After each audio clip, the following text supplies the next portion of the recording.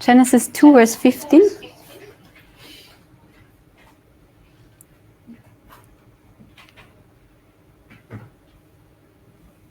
You can feel free to read it. I just have the German version. Okay, then I will read it in English. You got it in English, please. Then read it in English. He said Genesis 2:15? Yes, please.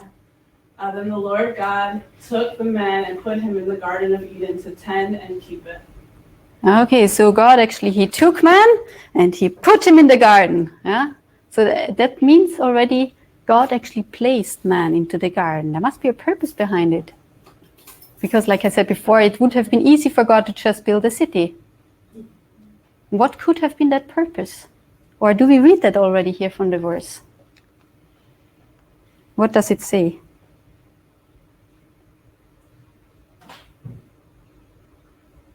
There's not just, he didn't just place him there, but he already gave him a task to do there something. To work, yeah, to tend it and to keep it, to take care of it. Couldn't God have taken care of his garden himself? He could have, yeah. But this is before the fall. So God sees it's good for man. He created man to do something. Yeah? He created man to work. And in that, man, humankind, will find its fulfillment. I think that's something very important for us. If we do not accomplish anything, maybe you feel that also. Sometimes there are days passing and you feel, I couldn't accomplish anything, and you feel a bit frustrated sometimes. Yeah? And I think this is because God created us to be like that. That we can accomplish something, that we can take care of something. Yeah, we're not just women, also men. We have this protecting or this emotionally caring about something or somebody. And I think God put it there in order for us that we can actually also work then also in the garden. Yeah? Ellen White, she says that the system of education instituted at the beginning of the world was to be a model for man throughout all after time. As an illustration of its principles, a model school was established in Eden, the home of our first parents. The Garden of Eden was the schoolroom, like a schoolroom here. Yeah? Nature was the lesson book. That's what they could study. The Creator himself was the instructor, and the parents of human family were the students. Beautiful picture, huh? It's like a schoolroom. Going into the garden, working there, that's what God intended. He would be the teacher, he would instruct, and we can all study it. I'll not read all of it, but I will read the parts in bold. It says there, though rich in all that the owner of the universe could supply, Adam and Eve were not to be idle. Useful occupation was appointed them as a blessing to strengthen the body, to expand the mind, and to develop character. Can you see? So these were the reasons why God placed man into the garden. In that way, they could actually strengthen their body because they were working with their muscles. Yeah? They could expand their mind. They could learn. They could study nature. And they could develop their character. There's a lot of character development in the garden. Some of our students here on campus, they can tell you, when after 2 hours, you're still not finished and you still do the same task, you need to learn patience, endurance. It's very valuable character traits that we can learn in the garden. It says there also, the book of nature, which spread its living lessons before them, afforded an exhaustless source of instruction and delight. On every leaf of the forest and stone of the mountains, in every shining star, in earth and sea and sky, God's name was written. Beautiful, huh? With both the animate and the inanimate creation, with leaf and flower and tree, and with every living creature, from the leviathan of the water to the moth in the sunbeam. The dwellers in Eden held converse, gathering from each the secrets of its life. So how did they learn more? They were conversing, they were trying to gather the secrets of life. How do you find out about a secret? Well, you have to study and look from all angles in order to learn more. You can also just pass by nature and not learn anything. But they were really studying it. God's glory in the heavens, the innumerable worlds in their orderly revolutions, the balancings of the clouds, the mysteries of light and sound, of day and night, all were objects of study by the pupils of Earth's first school. The laws and operations of nature and the great principles of truth that govern the spiritual universe were opened to their minds by the infinite author of all. In the light of the knowledge of the glory of God, their mental and spiritual power developed, and they realized the highest pleasures of their holy existence. So they knew why they existed. They knew what is their purpose for their lives. Because they were understanding it through the nature. God placed it there. Very interesting. Well, and then came the fall. What changed? We can go on in Genesis 3, and there verse 17 to 19. Maybe there is another English Bible? No? Yeah? No, that's not. That's a quote from Ellen White. Otherwise, can I ask you again, please, to read it, yeah? Genesis 3, 17 to 19. Then to Adam he said, because you have heeded the voice of your wife, and have eaten from the tree of which I commanded you, saying, you shall not eat of it, cursed is the ground for your sake. In toil you shall eat of it all the days of your life. Both thorns and thistles it shall bring forth for you, and you shall eat the herb of the field. In the sweat of your face you shall eat bread, till you return to the ground. For out of it you were taken, for dust you are, and to dust you shall return. Thank you. How does that gardening sound for you? Does that sound appealing? Would you like to work in that way? It's cursed is the ground, yeah. It doesn't sound so good, but that's how we face it today. That's our sinful world. The ground is cursed. There is a lot of thorns and thistles growing out there. We are sweating a lot being out there in the sun, in the heat. We're freezing in the winter, yeah. How come that God, something that He put there in order for us to learn from it, that He cursed that? Does He not want us to learn anymore?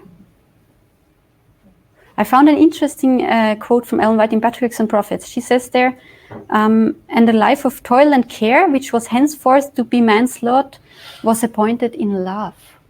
So God didn't just punish people in order to, now you sinned and now you're punished with working in the garden.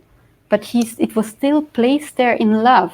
The garden was made a bit more harder to work in because God loves humanity.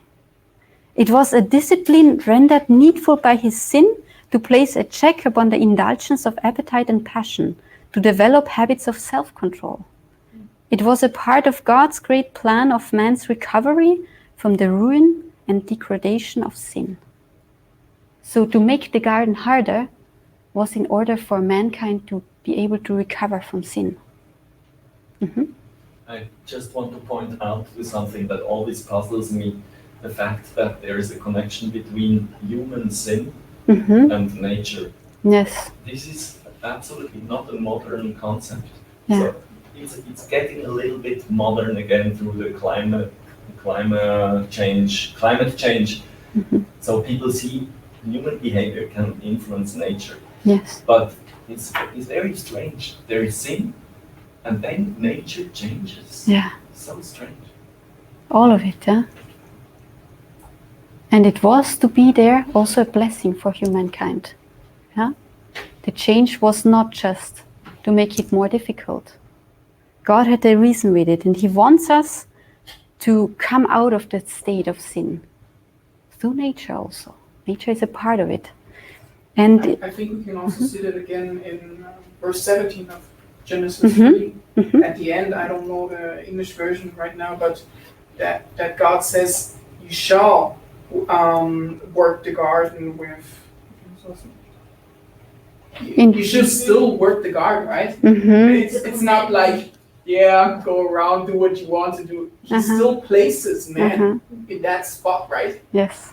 Although it is harder than before, he places them again with purpose. Yeah, that's a beautiful thought. Yeah, thank you. Ellen White also says that true joy of life is found only with the working men and women. So if we are looking for true joy, it is there when we actually use that machinery. Yeah, God created us as something that works and not just rests. Often we say, oh, we need to rest and relax and then we will feel better. And this is true. We should not overwork. But we also need to have something meaningful to do in order to feel better, also mentally. Yeah? Good. After that, after the fall, we can see a difference of the people that followed God. They stayed in the hills and in the mountains, and they were working in the fields. And there they stayed close to God. The others, they were moving down into the cities, and they came further and further away from God. And many of them, they lost their purpose in life also. So that's very interesting to see, like right after the fall, what happened with humankind if they worked in a garden or with nature, or if they didn't. It influenced their relationship to God. Yeah? It says there also, in the course of time, this was God's plan, that the whole earth might be occupied with homes and schools where the words and the works of God should be studied. The words is the Bible, yeah, scripture, and the works is nature. That's what God created. And where the students should thus be fitted more and more fully to reflect throughout endless ages the light of the knowledge of His glory. So we learn from Him in order to reflect. How can we be missionaries? By learning from Him. How do we learn from Him? From Scripture and from His created Word. I think there is a strong connection, yeah? It sounds very simple. It's not always that simple. But we can see how it falls before the fall, but also after the fall. It stayed the same. Actually, in Israel, it says, in God's plan for Israel, every family had a home on the land with sufficient ground for tilling. So everybody had a garden and some ground where they could work. Thus were provided both the means and the incentive of a useful, industrial, and self-supporting life. And no devising of man has ever improved upon that plan. We have tried to get many plans of how we can be very industrial, of how we can be very self-supporting, but in the end, this is God's plan, original plan, and that will follow us until the end time. Yeah? We will see that. When we look at Jesus, where did Jesus grow up? He grew up on the countryside. Yeah? What were the sources that where he learned from? We can see that. Let me see. His education was gained directly from the heaven-appointed sources, from useful work. So this was what heaven appointed for Jesus. Useful work, yeah? From the study of Scripture, from nature, and from the experiences of life. These were the 4 sources that Jesus used to learn. And that's what made him to be such a great missionary and such a great example for us. Yeah. And like I read before, no devising of man has ever improved upon this plan. To the world's departure from its own, to a large degree, the poverty and wretchedness that exists today. Why is there so much poverty and also wretchedness in this world? It's because we move away from that plan. When we look 100 years ago, most people were farmers. What is now? We have huge lands where nobody wants to work on anymore. Yeah? It's because farming life gets more and more as something not so attractive, I would say. Well, I can tell you good news. We're also going to be farming in heaven. Yeah?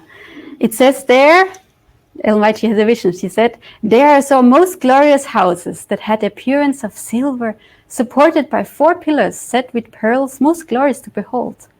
These were to be inhabited by the saints. In each was a golden shelf. I saw many of the saints go into the houses, take off their glittering crowns, and laying them on the shelf, then go out into the field by the houses to do something with the earth. Not as we have to do with the earth here. No. It was so different. She couldn't even describe how they worked. But they worked outside, in the gardens, in the fields.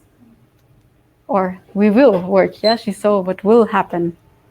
Do you think we shall not learn anything there? You think we learned everything, so we don't need to work with nature to learn more about God? we have not the slightest idea of what will then be opened before us. With Christ we shall walk beside the living waters. He will unfold to us the beauty and glory of nature. He will reveal what he is to us and what we are to him. Truth we cannot know now because of finite limitations. We shall know hereafter. So Jesus will also in heaven use nature to explain us more about why we live, how we relate to him, and who he really is. So the knowledge of God will, I think it will explode in heaven. Yeah, we will learn so much more. Why is there? Yeah, sorry? Yeah, this might be a bit of a philosophical question, but it sounds like, we will learn a lot how things were created, but we will still not be able to create things in the way Jesus has done it. So isn't there then a big gap between sort of, we have this vast knowledge, but not the power? Maybe we will have some power too. I don't know. Yeah. I mean, God has created us as beings that can create. We create a lot of things. God has enabled us to do that. Yeah. There are not many other beings that can create. Of course, they can create in a limited amount, but not as much as human can. I mean, we can think in our mind and reason, and what all machines and everything that we produced, yeah? So we can also create. And I think in heaven we're gonna use that power even more. But that's just what I think, yeah. So, but why, when we see how important nature, gardening is, why is there so little interest today? How come that Satan tries to bring us all away from God's plan? And how come that we just follow? I believe that the new words, the way we grow up now is just this relaxing, having fun, free time, chilling, hanging around. Yeah, this seems to be, in that way you can enjoy life. Otherwise you can't really enjoy life. Yeah. When we go to work, we mostly work for money. I hope that's not true with all of you that are sitting inside here. But often we go to our workplace to get money in order to live. But we do not go to work in order to learn, in order for our character to be developed. But at the same time, we have to know that the money will not take to heaven. It's only the character. So the question is, how much do we invest into it? And I think that's the challenge of the generation that we are living in now, that we see work only as something in order to gain money. So we will do as little as possible on work to gain as much as possible on money, and then we have free time. Yeah? And the work itself is, in that way, always looked upon as something very bad. We don't see work necessarily as something very positive. Often you come on Monday to the workplaces, and then you hear people, oh no, it's Monday. Oh, a whole week until it's Friday. Yeah, this is the mentality. But we can change that if we know that work is actually good for us. And work in nature is even better for us. Yeah. But I think in all types of work we can develop our character. We can learn more also from God. We can learn more about ourselves. So my wish for all of us is that we learn to appreciate nature. That we walk out there and we actually see nature. Often we just rush by and we don't see it. And that we learn to study nature. I can tell you, I'm working as a gardener, I'm out there, and I can be very stressed. And then God often has to remind me and tell me, you are out here to learn and not just to work. Yeah? Because it's the same with the Bible. Maybe you have the habit of having your morning devotion and you read 3 chapters in the morning, and you just read them because that's your habit. But you will not gain so much out of it. And so we can spend our whole life in nature and we will not gain much out of it. So we actually need to learn to study the way how we need to learn to study the Bible. Yeah? By asking questions, for example. That's a good way of studying nature as well. That we understand why is this connected and how. And I like to work with children, I tell you, because they have many questions. And why is this beetle walking there? And why is this? And then you also start thinking. And then nature becomes more alive. And in that way we can also be more amazed by what God puts there and not go with closed eyes into nature. Yeah? So we learn to appreciate also working with nature. That's my wish for us. That we see the character development, the patience, endurance. I just had one student he signed up for working here this summer for 1 month. And he signed up, he told me afterwards, only because somebody that is working with me in the garden, he likes very much to work also with that guy. So he just signed up. He thought, oh yeah, he's there, so I will go there as well.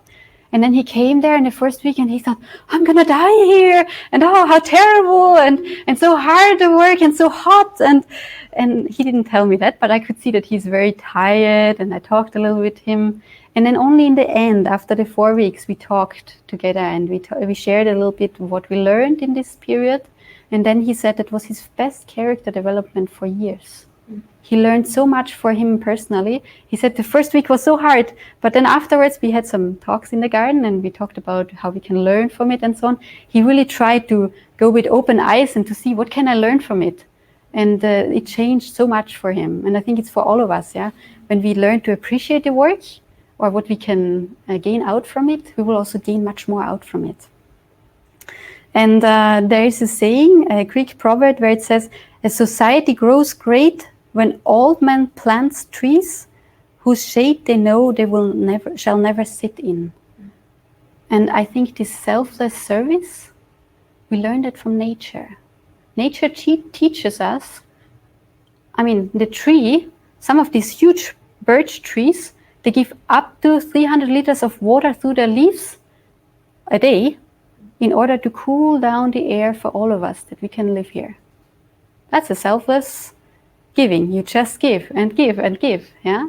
And you can experience that everywhere. When you look into nature, you see this selfless giving. And I think that's one of the character traits that we can also learn, that we then learn to do something for others, not in order to get something back, but just this sharing. And that's God's character trait also, yeah? That's what he wants us to learn. Good. Now I will reveal to you where I took this, actually, the title from. We'll go to Isaiah 58. It's the medical missionary chapter, we say, in the Bible. I'm so sorry. Isaiah chapter 58, and there verse 11. Isaiah chapter 58, verse 11. God shows there a little bit in what way we can actually reach other people. And then he gives a promise. Isaiah 58, verse 11. Before that, he talks about how we can learn to serve humanity, and in that way, actually, we can also share the light and serve him. So, Isaiah 58, verse 11. Somebody would like to read that? The Lord will guide you continually and satisfy your soul in drought and strengthen your bones. You shall be like a watered garden and like a spring of water whose waters do not fail. Thank you very much. So God promises that he wants us to learn to have this selfless service, as we read in the verses before, yeah? In order for us to be like a watered garden, yeah? Like Israel is in Easter time, when everything is just flourishing and everything is green. That's how he wants us to be. In that way we can share the light. And that's how he also wants our gardens to be. Yeah, he also wants to put his blessings on our garden. Sometimes gardening is hard. The world is very sinful. But he still puts the blessing there, that it can be like a watered garden. It can look like a flourished garden. And our character can also become like that. Yeah, sometimes we are frustrated about ourselves. And God wants us to be like a watered garden. Some people, they say, oh, we are living in the end time. Jesus is coming soon. We have to move out in the country. We have to have our own property, because when there comes the time of that we cannot buy or sell anymore, we need to be able to produce our own vegetables and fruits. And I think there is some truth to it. But I do not believe that gardening should be there because we are afraid and we want to have a security here on this earth.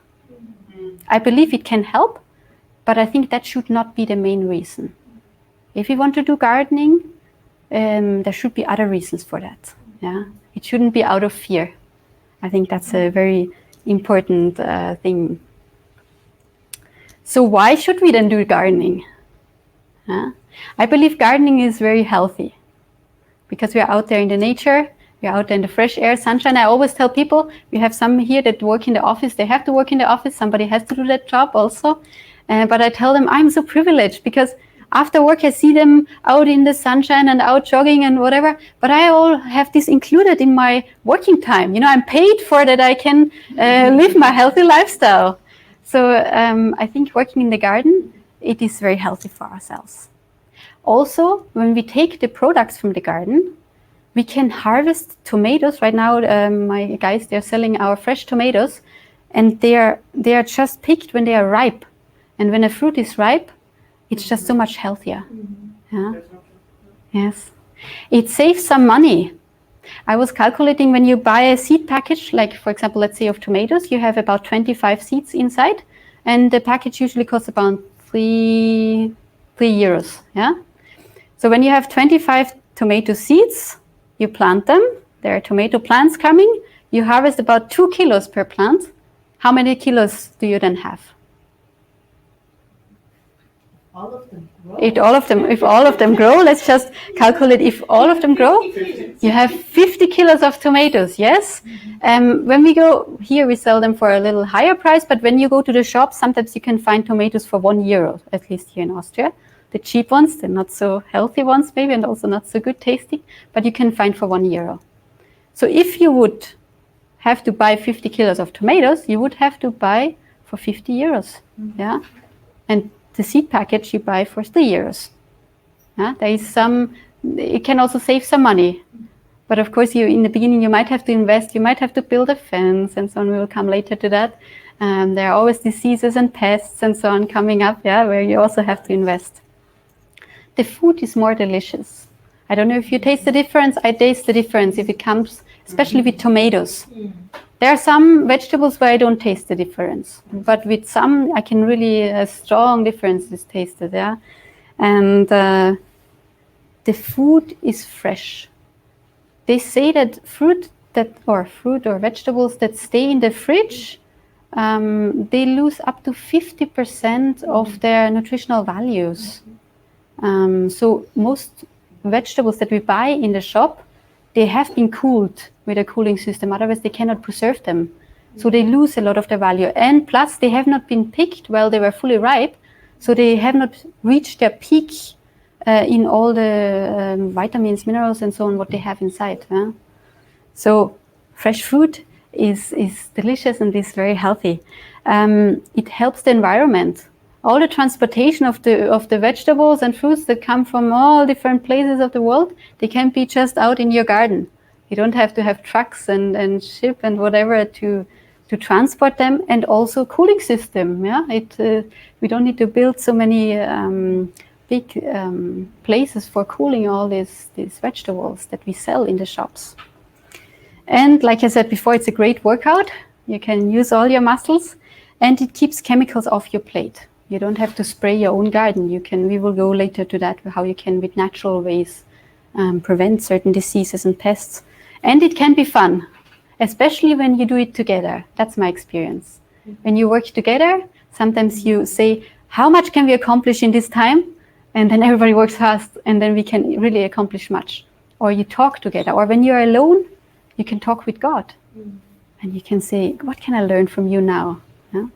So there is a lot that we can gain out from gardening.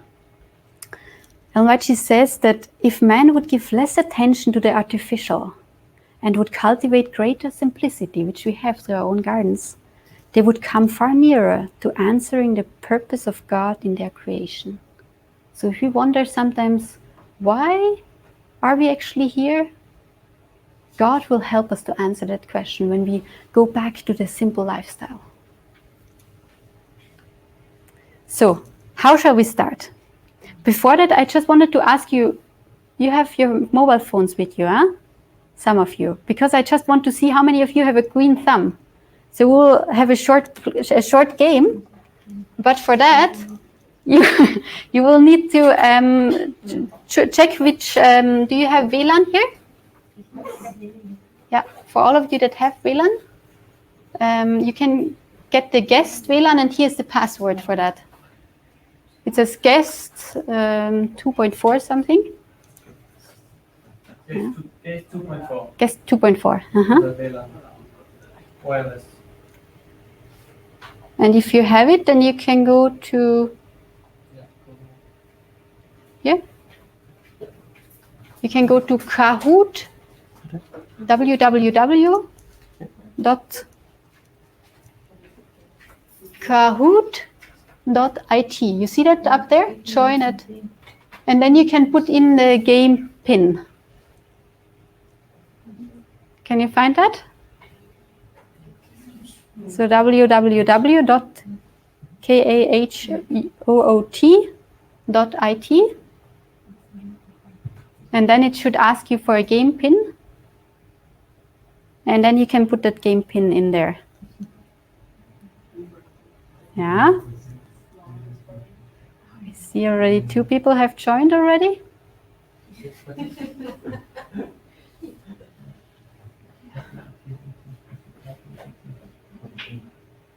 Yeah, 4.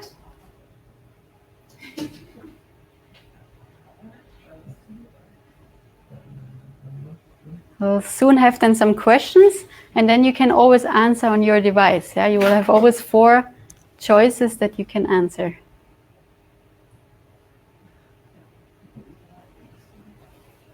Good, we have 6 people. Are still some trying to get inside? Yeah, does it work? It's not working? Here in the front it's not working, Eddie.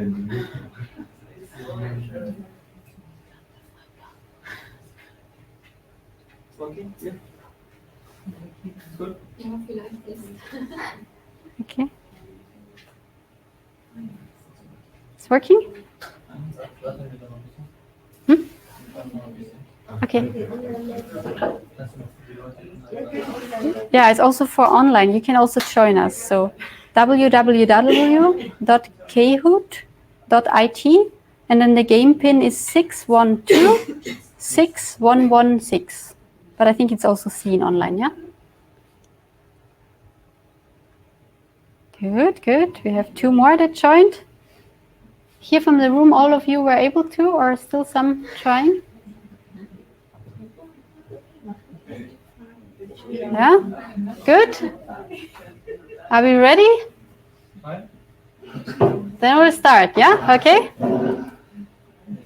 So this is the gardening quiz. Let's see.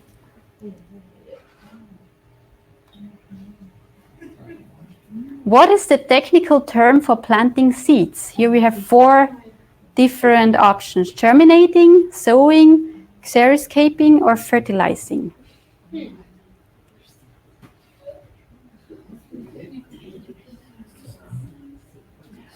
Technical term for planting seeds. 8 more seconds.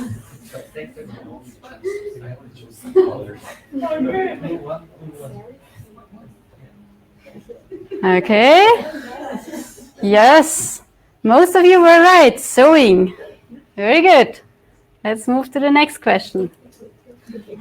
Okay, here we see who is on top. Yeah, the faster you answer, the more you are on the top also.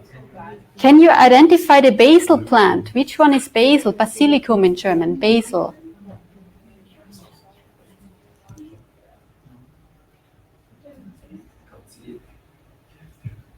A bit hard to see? Oh, very good.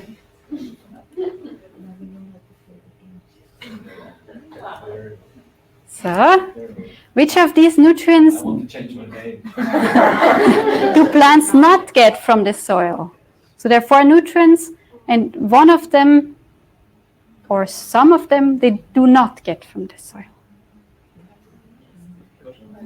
We have phosphorus, nitrogen, potassium, and carbon.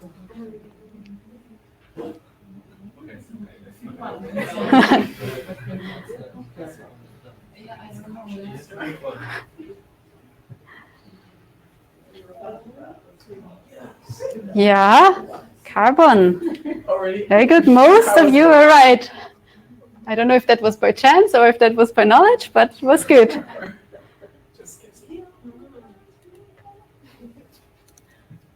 All of the following plants are from the same family, except one plant does not belong to the same family. Do you see what is on the pictures? We have potato, radish, tomato, and eggplants.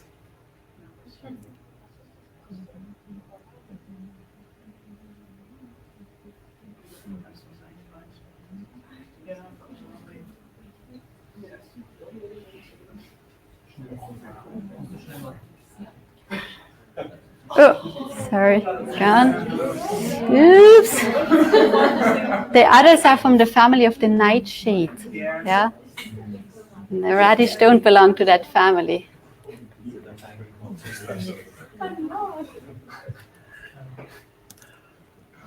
Which of the following is the term for a plant which continues to grow season after season for at least 2 years?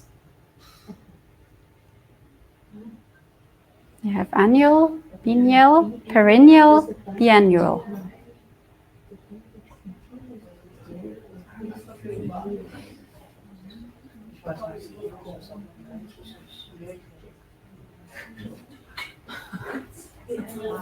So you have 7 more seconds. You're still waiting for a few answers.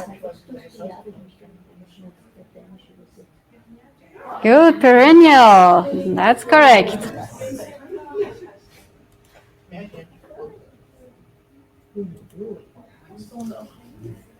Which of these is a perennial plant? Do you see what is on the picture? We have strawberries, peas, watermelon, and corn.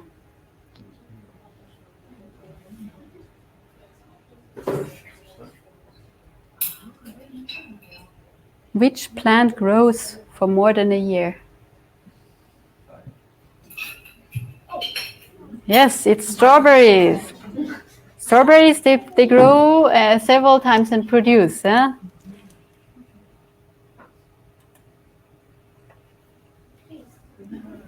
Can you identify which tool is a garden hoe?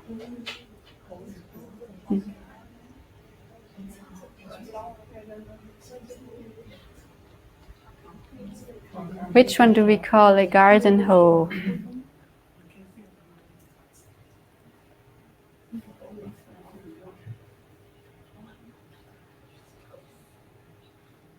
Yeah, 5 more seconds.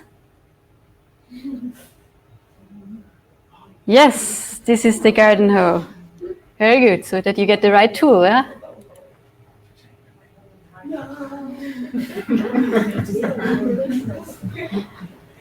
One of these foods is not from the rose family.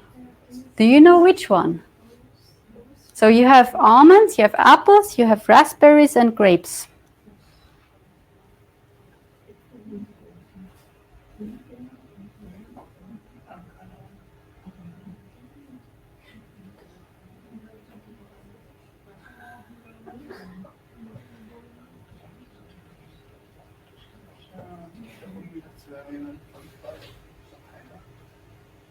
It's grapes. You look at the flower, yeah? The flower of all the others, they have like, it looks like a rose. Yeah, it's the rose family, the flower.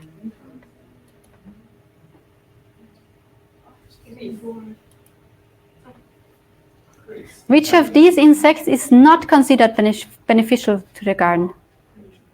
We have ladybugs, spiders, bumblebees, and grasshoppers.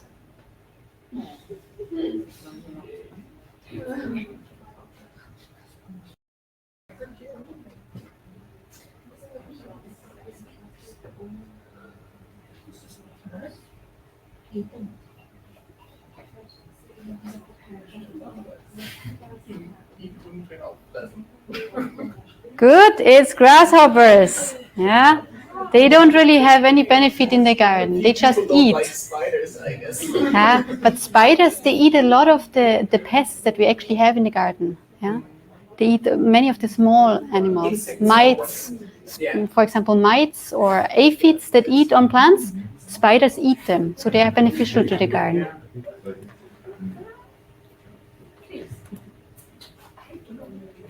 Can you identify which of the following is marigold? So now we look into the flowers. Ja, wenn ich sage, dann weißt du. Then it's very easy if you know it in German. Marigold is something that you plant sometimes with tomatoes, for example, because the smell helps other pests to go away. Yes, Tagetes in German. Yeah, marigold.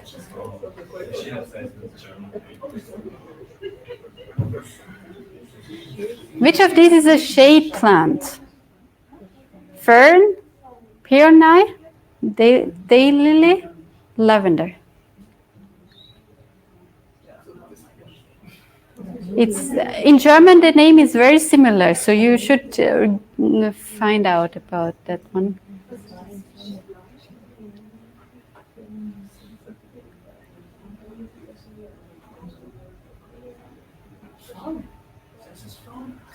Yeah, Farn in German. Huh? It grows in the shade. So, last question. And finally, which of the following is not the reason why mulch is used? To dry out wet soil, to prevent weeds, to keep the soil cool, to prevent water from evaporating. Mulch is the grass that you put on top in your garden, yeah, to cover the garden.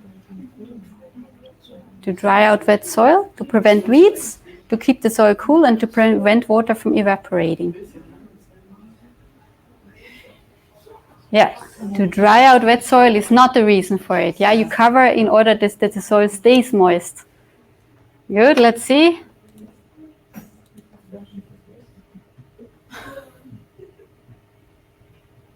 So we see.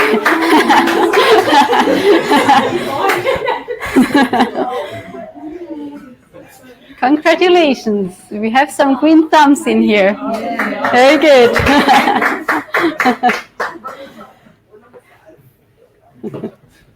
So I can see many of you already have quite some knowledge, and some of you might still want to learn more out from nature. Yeah, you can see there is always more that we can learn. But if you don't have a garden, how can you just start gardening? Maybe you don't even have a place where you can do gardening. Just yesterday, one of the participants, he showed me pictures from his garden on a balcony. He used from a kitchen cupboard that he didn't need anymore, the drawers, and put some plastic inside, and he used that stack on top of each other so they have enough light, and he uses that on his balcony. That's his garden. Yeah, that's one way. So you can start small. In that way, you can also start soon. But we also need to start smart. That's important. So for starting smart, it's good to understand a little bit about gardening. Yeah, there is, for example, the part of the different types of soils.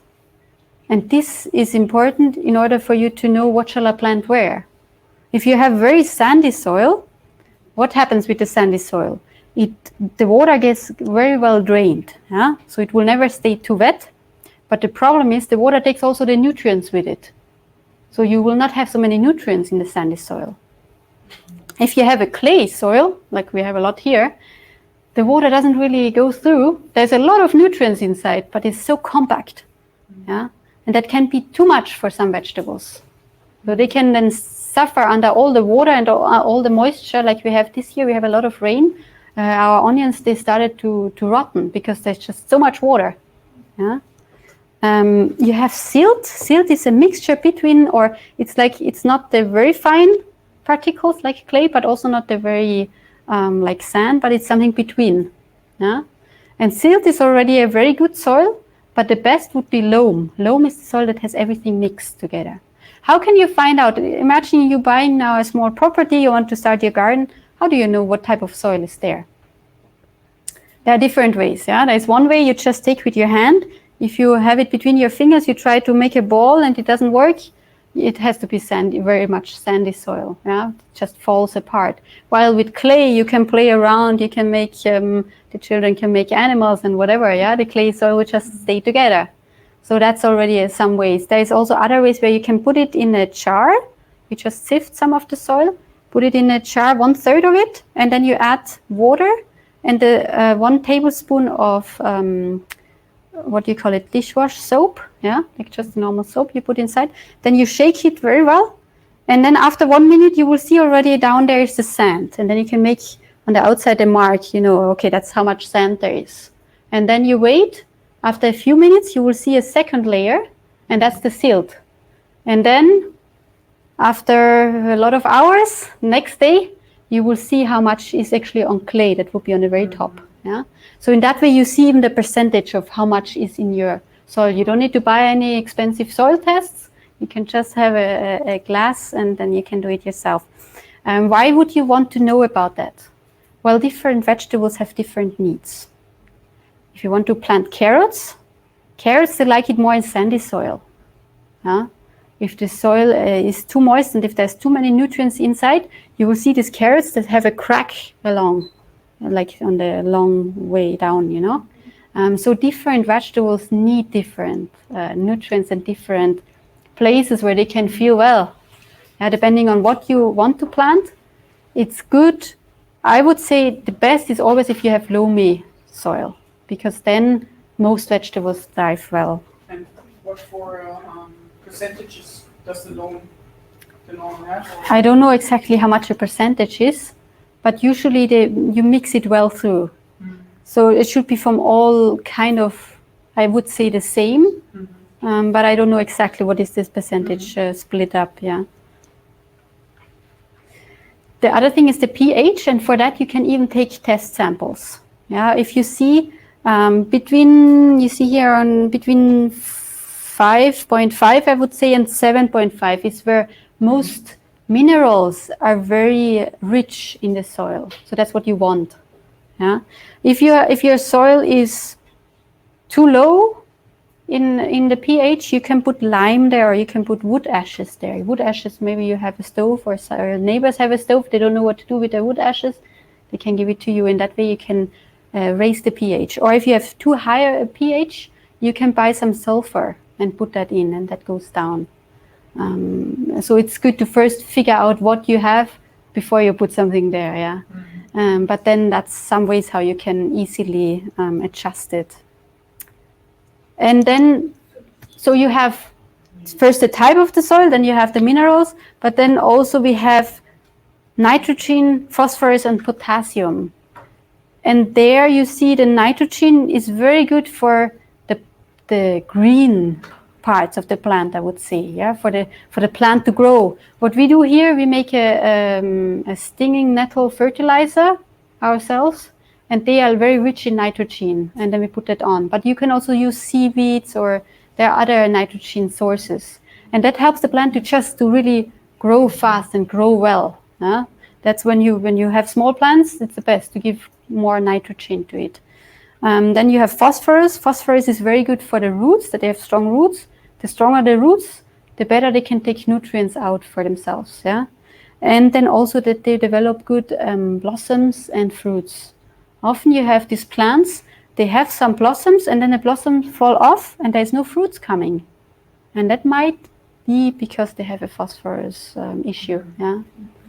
And phosphorus you can also add, there's some type of stone material, like stone powder, where phosphorus is part of it. That's something you can get.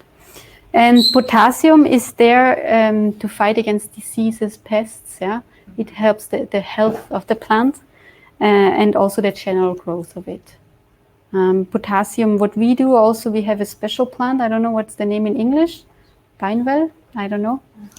But it has like big leaves, and that one we use also. We make a fertilizer out of that one, and that's rich also. Comfrey? Yeah, that's the English word. Thank you very much. Yes. So you see, it's good to start smart, yeah, to think about the vegetables in order to know what they need for food so they can grow well. And like we talked before with the mulch, or like this grass that you can put in your garden, if you cover it well, the microorganism under will be very active working. So there will be a lot of exercise in the garden, yeah? And the exercise helps the plant to even grow better. Plants need water, but not too much. What do you do if you live in an area where there's just too much water all the time? You can make raised beds. That means you just level the soil a bit higher, just like 20 centimeters, and you plant the vegetables on there, and then the water will stay a bit more down, and up here it dries out more. So in that way, the plants can have a bit more dry soil and can grow better. If you have too little water, you can cover them. That's what we do here. Yeah, we cover them with grass in the greenhouses, so it doesn't dry out so easily. It helps us. We don't need to water so much. We don't need to weed so much because the weeds are not growing. And it helps also that the water stays there, it doesn't evaporate, and the microorganism. You cover the ground with grass, did I understand? Yeah, we have a lot of grass that we cut here with the lawnmowers, and then we use that in our, especially in the tunnels and in the greenhouse, to cover the ground. And then afterwards we just dig it in after the season is finished. Similar as wood chips, right? You can also use wood chips, yeah. They just take longer to decompose afterwards for us, so it's easier with the grass. We can just dig it in and then we use the next year new grass. And we have a lot of grass here. That's our advantage of having a huge park area, yeah. Yes, and then sunshine. Most plants, they need 6 to 8 hours of sun. So it's good to not have our garden under big trees. I mean, this is very nice, but it will be harder for the vegetables to grow well. Yeah, like we need sun, they need sun too. Yeah. Temperance, I think temperance is also something in spacing. Sometimes you have very little space and a lot of plants. That was my problem this year as well. First we had too little tomato plants, then we had too many. I don't want to throw them away. Yeah, you have hundreds too many, then you just try to plant them like very tight next to each other.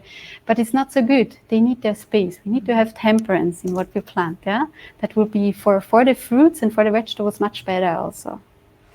Air. Sometimes in the greenhouses, we don't have enough air. So it helps to have some circulation going on. If the moisture stays in the greenhouses, you have more diseases. Yeah, especially fungus, they like to then be there where it's moist. So you need to air it, open the windows or some ways to air it. If the plants grow out, if you have your garden outside, then make sure that it's not a place where it's too windy, because that will make all your plants laying down and they will not grow so well either. Yeah, so we need also temperance in the air. Yeah. Then rest is also something important for the garden. The garden also needs rest. We cannot all the time plant something. Sometimes it's good to just sow. We call it a green manure, I think in English. Yeah, that you just, there are certain like lucerne, I think lucerne, I don't know. It's a clover type that you can sow. Or other bean plants that take the nitrogen from the air and put it into the ground, and they will help the ground to recover. So our gardens also need rest, yeah? And we need trust in God. So I think the new start for us is also a new start for the garden. So I will not go too much into that, but there we have different hardiness zones in Europe, in the whole world. And this is good to just look sometimes at these charts and check where are we and which plants grow easily here, which I might have to maybe build a greenhouse. If I'm in Norway, I might have to have more plants in the greenhouse. Some will not grow so well outside. So the hardiness zones, it's very good for us to know in which planting zone we are at. Then, like I said before, for us it's good to start small and to choose the vegetables that we like, because if you plant and you produce a lot and you actually don't like it, and your family doesn't like it, I mean, you can share with your neighbors, but they might not like it either, and then it's sad for all the effort, yeah? So choose something that you like, then you will also enjoy working with it. Choose something that you need, yeah? If you produce too much of something, then you can give away to the neighbors, yeah? But it's good to calculate how much do we actually need, yeah? And then produce that. And to keep in mind that the garden needs work the whole season. Yeah, you cannot plant something and then you go for 4 weeks in vacation. Then you need somebody to take care of your garden or something. Yes, and choose good seeds. That's my recommendation, because there is a lot in good and bad seeds. Yeah, that will help the plants to have a good start. And it's good. It's helpful to have a plan that you know approximately. I want to plant this and that and there, and then I know how many plants I need, and then you can be more organized also in what you want. I have experienced several times people, they start and then they have a lot of these plants and we wanted to plant this and that, but now we have no space anymore. Yeah, so it's good to have a small plan. Doesn't have to be as nicely drawn as here, but just that you have for yourself a plan. It's also good that you do some crop rotation, we call it, that you don't plant every year the same plant in the same space. That is often a problem then with diseases. Yeah, if there is once the plant has this disease, you plant next year the same plant there, it might have again that disease because it's in the same soil. And also certain plants, they take certain nutrients out of the ground. So in order to keep the ground more healthy, it's good to rotate. You see, we have here, we start with the fruit vegetables, and then with roots, and then leaves, and then legumes. And the legumes, they actually give a lot back to the ground. Yeah, they are very, very thankful plants. They don't need much, they just give.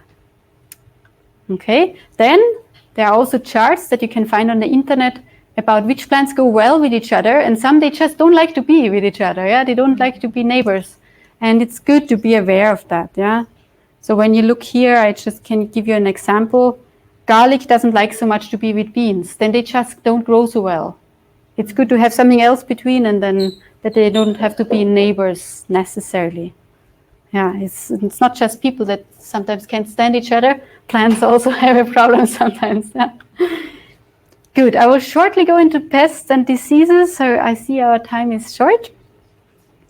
And I can tell you one thing. Sometimes for me, when I go out in the garden and I see, oh no, here the weeds are growing. Oh no, and here are these pests, and here are these diseases. And it gets so frustrating.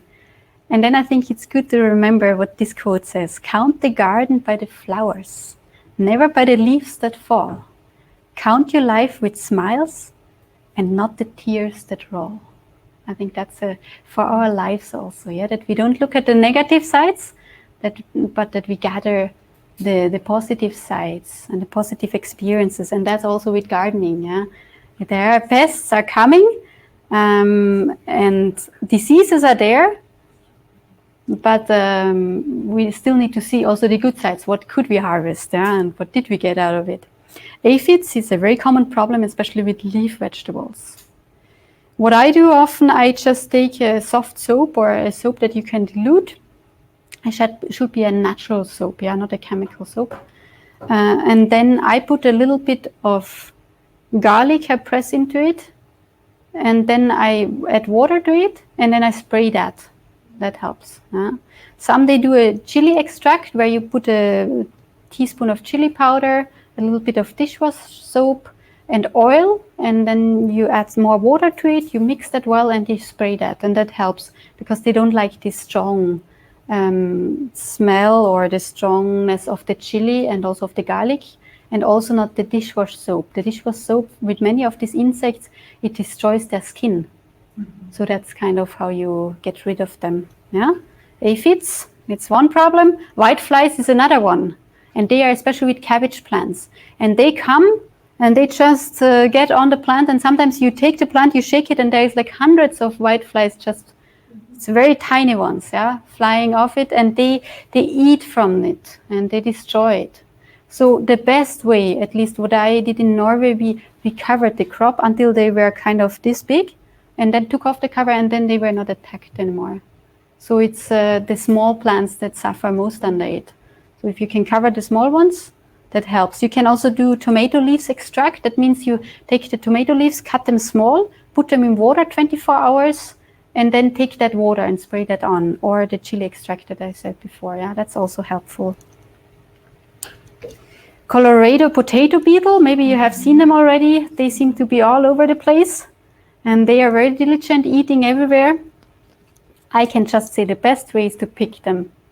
That's at least for myself. We have been spraying, but if you have big potato fields, it's hard to spray things. So then often the easiest is just to go through and everybody collects them all Yeah, it's not so nice, but then that's at least one way to get rid of them. Cutworms, they look kind of nice, but they eat everything. They don't just eat basil plant. First I thought they just eat the leaves that we also eat, but they eat on your, here they eat on the paprika, on the tomatoes, they're just everywhere. And they just enjoy eating. And there the chili extract also helps. They don't like this, the sharp taste of the chili. Wireworms, maybe you have seen them sometimes inside potatoes. They are like, you take the potatoes and you see there's a hole, and when you cut it, you see the worm inside. And they are, you can almost not destroy them. They are like wire. That's why we call them wire, you know, like you can't break them apart or anything. They're just undestroyable, feels like, yeah. There it helps to plant calendula or marigold, yeah, tagetes. But it also helps to put some lime in the soil. But you have to be careful, because if you put too much, then the pH rises too much, and then the potato gets another problem, which is called scape. It looks almost like cancer on the outside. So that shouldn't happen either, yeah. So that's the challenge a bit. But some farmers, they say it helps to take, as soon as the potatoes are ready, to take them out. Do not leave them in the ground. That also helps. Then the worms don't go so much inside, because most of the time they go inside when the potatoes are ready. Yeah. Slugs and snails, they are part of most gardens. Some they put beer traps. Yeah, maybe you have heard about that. You just put like a jar or something, you put some beer inside. I hope your neighbors will not wonder where you go and buy beer, yeah? And they are attracted to the smell, so they go there and then they actually die. At my parents' place, ducks have always been helping. We have ducks outside of the garden, they eat all the slugs outside, and then you have almost none inside. Or you can build special slug fences. They're often made out of metal, and they go like this, so they don't manage the curve, so then they fall down again, they don't get inside. Yeah? There are also other hedgehogs, praying mantises, snakes, frogs that help. So we might not like the snakes in the garden, but they can be helpful for us. Yeah? Also eggshells, ground coffee, seaweed. Yeah, they don't like the salt, or also the baking soda. They don't like the salt in it. And if you put that around each plant, they will not attack it so much. Birds can be a problem with your fruits. Not so much with the vegetables, but with the fruits. If it's smaller plants, you can put a net over it. A big tree is hard to put a net over. And there they have these special boxes that give this bird sound of these birds that kill the other birds. I don't know what you call them. Yeah, but yeah, exactly. Eagle or stuff like that. Yeah, exactly, eagle or so. And then when they hear this sound, apparently they do not come so much. I don't fully experience that. Sometimes they also put from aluminium foil pieces into the tree, and then when the wind comes, it always makes this sound, and the birds don't like that so much either. So there are certain ways. I know one family, they every time they see a bird outside, they just run to the tree and then scream, so the bird flies away. That's maybe also helpful, yeah. Rabbits and deers, there's the same here. Sounds, there are certain sounds they don't like when they hear this very high-pitched sound. Or fences. Fences help. Yeah. Spider mites.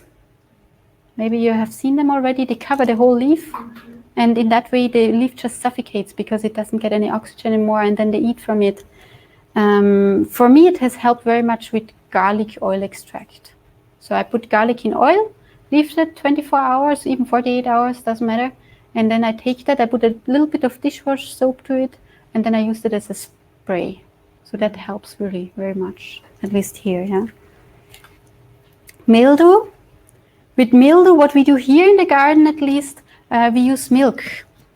Use normal cow milk, and I dilute it in one part of milk and then 2 parts of water, and we spray that on the leaves. And if you do that like on all the little bit diseased leaves, and you take the one that are very much diseased, it can help to stop it a little bit. Then the potato and tomato blight, maybe you have seen that one. This is one of the most feared diseases also here in Austria because it just kills everything. We have it now in the potato field. The problem is because when it rains too much, the diseases just spread so fast. Yeah. So we couldn't stop it this year, but we are very thankful that we could stop it with the tomatoes. So far it has not come to our tomatoes inside the greenhouses. We are trying to take well care of them. But what I used to do is yogurt, and I use soya yogurt. I just produce more my own soya yogurt and spray that on, and that really helps to stop it's kind of a fungus that spreads, and it stops it. The reason why I use soya yogurt is when I put it on the tomato plants, if you use normal yogurt, it's hard to wash it off the tomatoes, because when you spray it will also come on the tomatoes. There's this like a film then on the tomatoes, but with the soy yogurt it's very easy to wash them off. Yeah. And then what we also do is stone powder. We place stone powder on all the diseased parts, and that also stops it. Yeah, you don't fully recover the plant, but you can at least stop the disease. There is also other ways. You can use common horsetails that you also let sit for 24 hours, you cook it, and shortly you sift it and you spray that one on. Yeah? I haven't tried that one. My sister, she tried it and she says it works well. So I don't know, but I did with yogurt and stone powder. Good. Then there is one other virus, the curly top virus, and often we think, oh, it's a disease, but it's a disease in a way of that it's actually the beetle leafhopper. It's a small green animal that goes from one to the next, and that one actually puts the virus in there.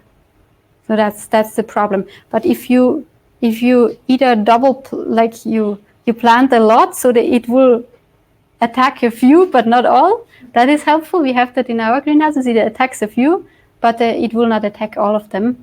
And you remove the leaves. That helps, that it doesn't spread so much.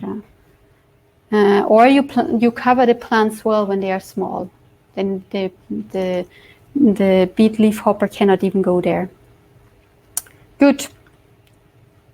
I will stop here. Mold is also one. I don't have a picture for that. Mold is also one other problem that we have in the garden, especially now when it's so much rain. But there it helps, like I said before, to have enough air circulation. It helps also to remove the leaves or the parts of the plant that have molds on there. That's already a big part, how you can work against it. And if you have, you can also put some vinegar on it. Good, I hope you learned a little bit. And I hope you can take a few things with you. I'm sorry I went a little bit over time. The next workshop will already start in 12 minutes. But thank you very much for coming. I would just end with a word of prayer, yeah? Father in heaven, I want to thank you so much that you placed us in nature, that you want us to learn from you and with you. You know, there are many challenges that we face in the garden, and I want to ask you for each one of us that you give us wisdom in how we can fight different diseases and pests. I want to also ask for each one that is here that might be thinking about starting their own small garden, that you may give wisdom, and that it may not just be hard work, but that you can also richly bless through that. I want to ask you that you may keep work on our character and help us also to learn through nature more about you, to open our eyes and to gain that knowledge that you have already put there about yourself. Thank you so much for this. In Jesus' name, amen. Amen.